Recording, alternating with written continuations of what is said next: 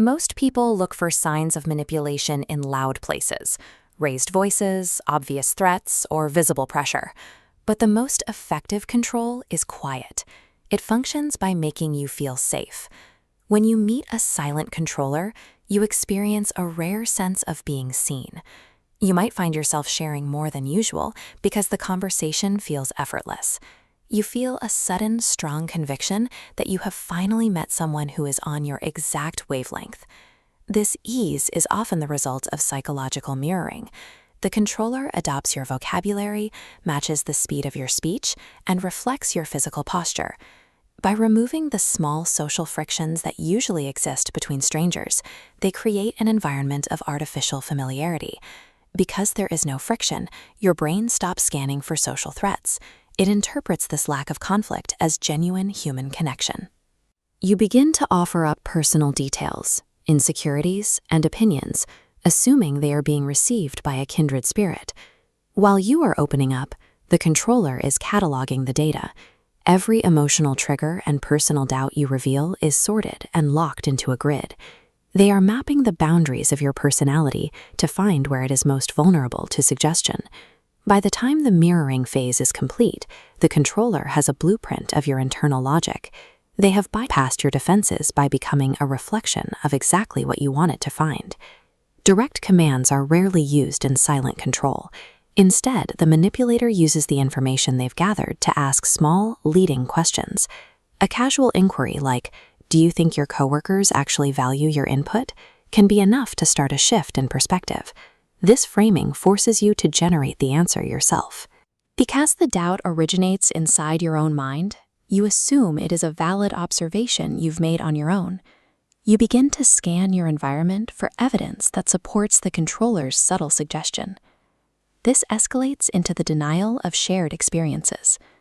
When you bring up a specific memory or a concern, the controller might tell you that you are overthinking or that it simply never happened. This is the beginning of a cognitive vacuum. You start to question the reliability of your own senses. When your memory of an event conflicts with the controller's version, the history of perfect connection you've built with them makes you more likely to trust their word over your own. With your internal compass broken, you lose the ability to verify reality on your own.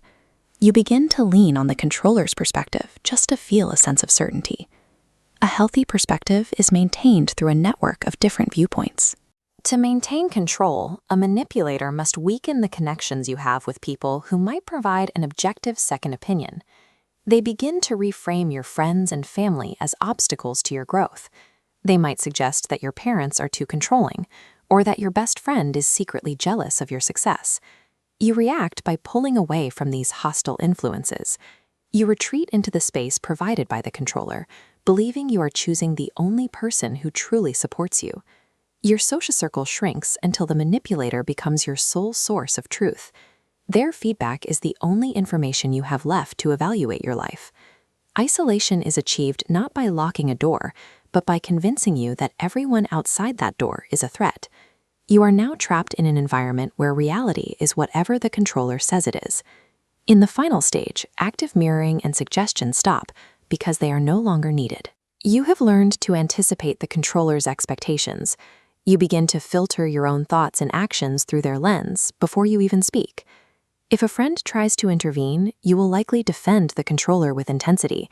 Because you believe your thoughts are your own, any criticism of the manipulator feels like an attack on your own judgment and your only source of safety.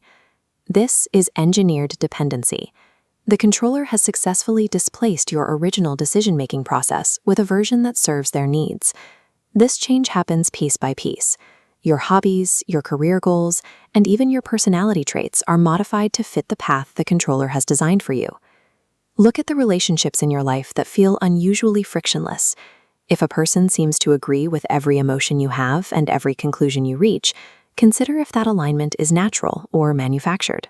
Genuine connection requires the freedom to disagree and the presence of social friction. The most dangerous presence in your life is often the one that makes you feel the most understood, while slowly replacing who you are.